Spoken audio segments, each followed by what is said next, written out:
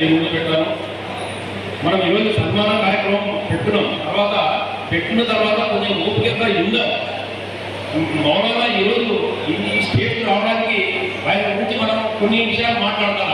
మౌలానా నంద్యాలలో ముందు ఒక ఇమాంగా వచ్చినప్పుడు ఇమాం పోస్ట్కే దండలు ఇచ్చినారు. ఎందుకంటే మూసపోయిన ఏ ప్రసంగాలు కాకుండా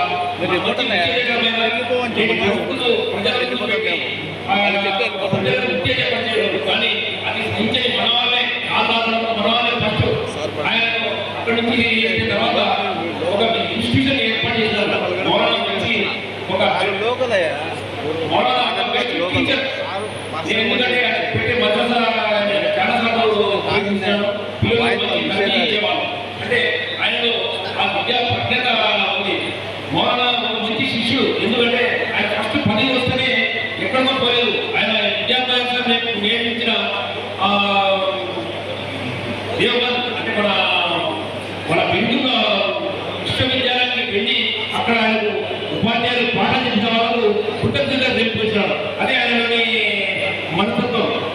మాకు మేము మాట్లాడేటప్పుడు జనరల్గా మౌలానా ఈ మధ్యలో చూసింటారు చాలా మంది. కానీ ఆయన ఒక మంచి నాయకత్వ లక్షణాలు చెప్పాలంటే ఎన్ఆర్సీ ఉద్యమం చూసింటారు. ఎన్ఆర్సీ ఉద్యమము దేశంలో పెద్ద పెద్ద రాష్ట్రాలలో కొన్ని ఒక 10 రాష్ట్రాల్లో బాగా అయిపోయి ఆంధ్రప్రదేశ్లో మొత్తం మొదటి నంద్యాల ప్రచురించింది ఆ ఉద్యమంలో. అంటే ఆయన ఇంకా మేము నడిచాము. ఆయన యొక్క నాయకత్వం వచ్చిన వాళ్ళకి తెలుసు.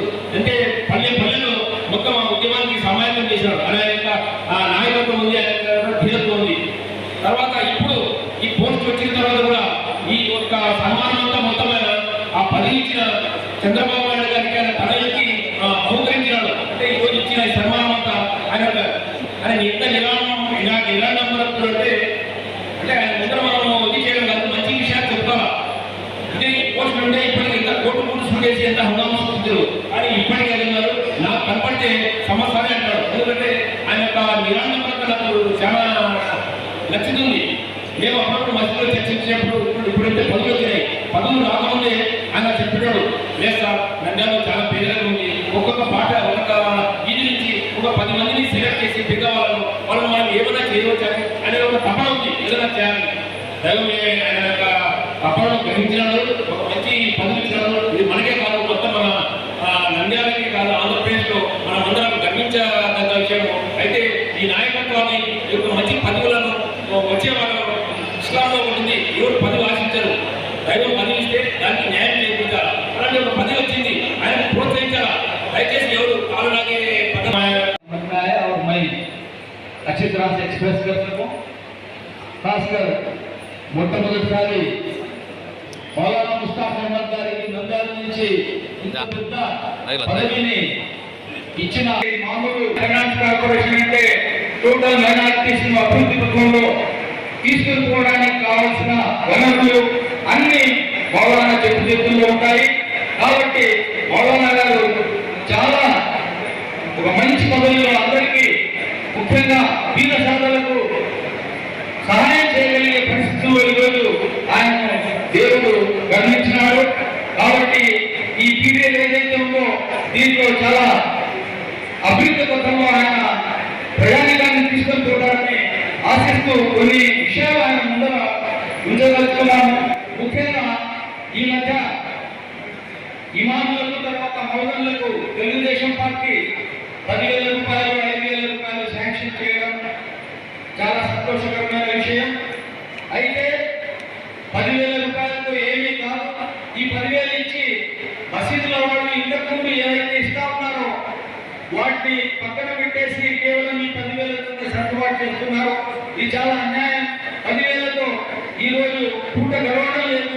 అటువంటిది ఇమాములు 5 పూట నమాజ్ చదివిస్తూ తర్వాత నైతిక విలువలను కాపాడుతూ సంఘాన్ని సరైన రీతిలో మార్గదర్శకం చేస్తూ వాళ్ళు 10,000 రూపాయలతో బతకడం అంటే వాటి కార్యక్రమంలోకి మనమే లాగినట్టు.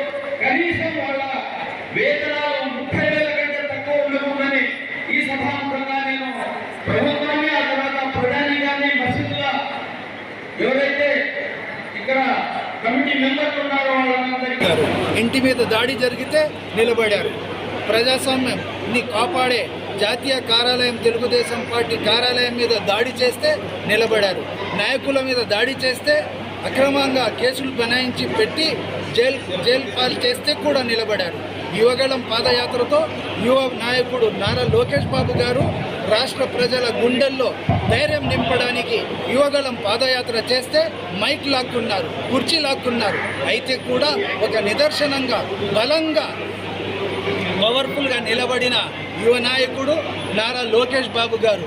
అందుకే రాష్ట్ర ప్రజలందరూ ప్రతి ఒక్కరూ నారా లోకేష్ బాబు గారికి ధైర్యం రాష్ట్ర ప్రజలకి ఇచ్చినందుకు ధన్యవాదాలు తెలుపుకుంటున్నారు. అదేవిధంగా ఈరోజు చూస్తే ఉపాధ్యాయులు గ్రాడ్యుయేట్ ఎమ్మెల్సీ ఎలక్షన్స్ జరగబోతున్నాయి. అందరూ వెయిట్ చేస్తున్నారు. టీడీపీ కూటమి ప్రభుత్వం బలపరిచిన క్యాండిడేట్స్కి బలంగా అఖండ మెజార్టీతో గెలిపించాలని అందరూ వెయిట్ చేస్తున్నారు. 27వ తేదీన పట్టభద్రుల ఎమ్మెల్సీ ఎలక్షన్ జరగబోతుంది. ఉపాధ్యాయులు కానీ విద్యావంతులు కానీ ఆల్ గ్రాడ్యుయేట్స్ ఓట్ వేసి కూటమి అభ్యర్థికి భారీ మెజార్టీతో గెలిపించాలని ట్రై చేస్తున్నారు, వెయిట్ చేస్తున్నారు. ఎందుకంటే గతంలో జగన్మోహన్ రెడ్డి ఒక సిగ్గుమాలిన పని చేశారు. అది ఏమంటే ఉపాధ్యాయుల్ని తీసుకువెళ్ళి వైన్ షాప్స్ దగ్గర, బ్రాండ్ షాప్స్ దగ్గర కాపలా పెట్టినాడంటే ఇది ప్రపంచంలో కానీ, దేశంలో కానీ, రాష్ట్రంలో కానీ ఇటువంటి నీచమైన పని ఏ వ్యక్తి కూడా చెయ్యలేదు.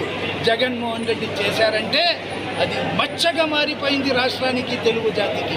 అందుకే ఆ ఉపాధ్యాయులు అందరూ కూటమి బలపరిచిన నాయకులకి, క్యాండిడేట్స్కి భారీ మెజార్టీతో గెలిపించాలని ముందుకు వచ్చారు. నేను ప్రచారంలో భాగంగా ఎన్ని చోట్ల తిరిగాను, వేమూరు నియోజకవర్గ అబ్జర్వర్గా ప్రతి చోట ఇదే మాట వింటున్నాను.